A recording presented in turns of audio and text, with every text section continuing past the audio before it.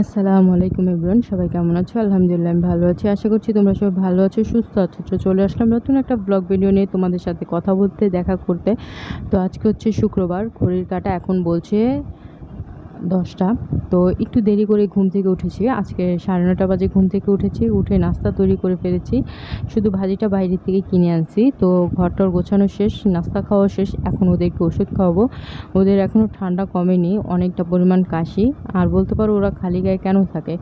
তো ওরা একটু গরম বেশি, তো 2টা বাচ্চারই গরম বেশি। তো আর যেহেতু গরম পড়ছে অতিরিক্ত মাত্রায়, আর ঘরের থেকে তো বাইরে কোথাও যায় না, এই জন্য বেশি একটা গেঞ্জি পরার জন্য চাপ দিই না।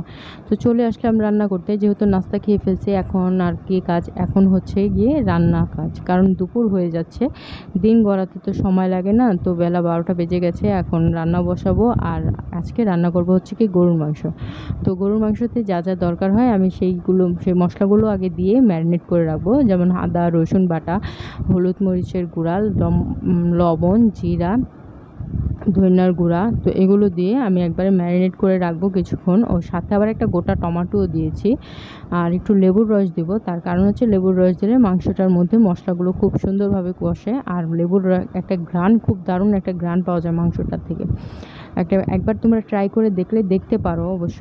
তো ম্যারিনেট করা আমার হয়ে গেছে। তো একটু পরে কি আমি রান্নাটা যখন বসাইছি তখন প্রায় 1টা বেজে গেছে, কারণ গ্যাস ছিল না চুলায়। তো একটু দেরি করেই বসাইছি। তো কড়ার মধ্যে তেল দিয়ে এখানে আমি 2টো দারচিনি আর একটা এলাচ, গোলমরিচ দিয়ে দিচ্ছি। তো এখন মশলাটা কষানো মশলা মাখানো যে মাংসটা ছিল ম্যারিনেট করা, সেটা আমি কড়াইতে দিয়ে দিয়েছি। এখন সেটা আস্তে আস্তে হয়ে, যেহেতু চুলায় গ্যাস কম ছিল এজন্য পানি উপরে উঠে গেছে, অনেকটা পরিমাণ উঠে গেছে। তো মশলাটা আমি ভালোভাবে কষাই নিছি তো মাংসটাকে, যাতে মাংসটা দেখতে সেই হয়। আর আজকে মাংসটা রান্না করব হচ্ছে কি আমার শাশুড়ি মায়ের পছন্দে। আজকের দিনটা তোমাদের সাথে কিছু কথা শেয়ার করি। আজকে কিছু কথা আসলে না বললেই নয়। আমার শাশুড়ি মা আজকে 1 বছর পূর্ণ হলো। তো আজকের দিনেই উনি দুনিয়া ছেড়ে ত্যাগ করেছিলেন, দুনিয়ার মায়া। তো যাই হোক, উনি চলে গেছেন, কিন্তু মানুষ চলে গেলেও মানুষের কথা কিন্তু রয়ে যায়। আমার শাশুড়ি মা অনেক সুন্দর করে রান্না করতে পারতেন, অনেক সুন্দরভাবে পরিবেশন করতেন। আর এত সুন্দরভাবে ওনার রান্নাবান্না ছিল, কথাবার্তা ছিল যা বলার বাইরে। তো আমার রান্নাবান্না হয়ে গেছে। আজকে ভাত অনেকটা বেশি রান্না করেছি। আর আজকে সালাদ মাখবো হচ্ছে গিয়ে 2টো শুকনো মরিচ দিয়ে। আর তরকারির কালারটা তো দেখতেই পাচ্ছ কি সুন্দর জোস হয়েছে। তো চলো আমি ভাতটা খেয়ে নিই, তারপর আবার তোমাদের সাথে কথা বলছি। তো জমিনে যা কিছু আছে সবই ধ্বংস হবে। তো আমরা সবাই একদিন ওপারে চলে যাব, সবাইকে ওপারে চলে যেতে হবে। কেউ এই দুনিয়াতে থাকবে না। কিন্তু মানুষ তো, মানুষের মায়া আসলে ছাড়া যায় না। মায়াটা বড্ড একটা খারাপ জিনিস, জানো তো। একবার যার প্রতি মায়া লেগে যায় না, সেই মায়াটা ছাড়া যায় না, খুব খারাপ লাগে। তো যাই হোক, দুপুরে খাওয়া দাওয়ার পর একটু শুয়েছিলাম। শোয়ার পরে ঘুম থেকে উঠে এখন চিন্তা করলাম বাচ্চাদের জন্য কিছু ক্রিসপি জিনিস তো সবসময় তৈরি করি, আজকে একটু অন্যরকম কিছু তৈরি করে দিই। তো আজকে একটু কেক বানিয়ে দেবো, প্লেন কেক। বেকারি স্টাইলে প্লেন কেক বানাবো আজকে। তো বেকারি স্টাইল প্লেন কেক বানাতে গেলে অনেক কিছু প্রয়োজন পড়ে। তো আমি তেমন কিছু ইউজ করব না। আমি এখানে ময়দা, তারপর হচ্ছে গিয়ে দুধ, চকলেটের গুঁড়ো, কোকো পাউডার যেটাকে বলে, আর বেকিং সোডা, এগুলো দিয়ে তেল দিয়ে আমি ভালো করে, তেলের জায়গায় তোমরা অনেকে চাইলে বাটার ইউজ করতে পারো। তো আমি তেলটা ইউজ করলাম, বাটার আমার হাতের কাছে ছিল না। তো এটাকে ভালোভাবে সব কিছু একবারে মিশিয়ে নিতে হবে। অনেকে চাইলে হ্যান্ড ব্লেন্ডার দিয়েও এটাকে মিশাতে পারো। তো আমার এগুলো মিশানো হয়ে গেছে। আমি এর মাঝখানে ভিতরে কিছু বাদাম দিয়ে দিব, যাতে খেতে একটু মজা লাগে।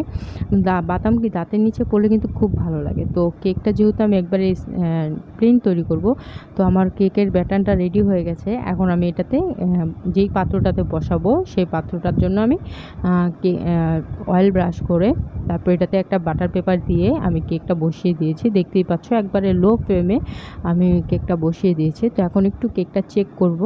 আমি যখন আসছিলাম তখন প্রায় 30 মিনিট পর আসছি। তো আরেকটু হবে, 40 মিনিট সময় লাগে হতে। তো এই যে বড় বড় ছিদ্রগুলি দেখছো না, সেই ছিদ্রগুলির মধ্যে আমি টুকটুক করে দেখেছিলাম যে আসলে কেকটা হয়েছে কিনা। তো কেকটা খুব সুন্দরভাবে হয়ে গেছে। আর দেখতেই পাচ্ছ কাটা লাগছে না, মানে ছুরি দিয়ে যে সাইডটা কাটা লাগে তা করা লাগছে না, এটা এমনিই উঠে আসছে। কেকটা খুব সুন্দরভাবে হয়েছিল, কেকটা খেতেও খুব মজা হয়েছিল। তোমরা চাইলে ঘরেই এভাবে বানাতে পারো। এগুলো কেক বানাতে আসলে ভাবছি একটা বেকারি দিব, এত ভালো কেক বানাতে পারি, একটা বেকারি দিলেই পারি, তাই না বলো? তো কেকটা হয়ে গেছে, তো এখন এটাকে কাটবো, কেটে সবাই মিলে খাবো। আর যেহেতু এখন সন্ধ্যা হয়ে গেছে, তো সবাইকে কেটে কুটে দেই, তারপর আমরা খাই। তো তোমরা সবাই ভালো থেকো, সুস্থ থেকো। আমার ব্লগ ভিডিওটা কেমন লাগলো আজকে সবাই কমেন্ট করে জানিও। সবাই সাথে থেকো, আমার পাশে থেকো। আগামী দিনের একটা ব্লগ ভিডিও দেখার স্বাগত জানিয়ে আজকের ভিডিও থেকে বিদায় নিচ্ছি। তোমরা সবাই ভালো থেকো, সুস্থ থেকো। আল্লাহ হাফেজ।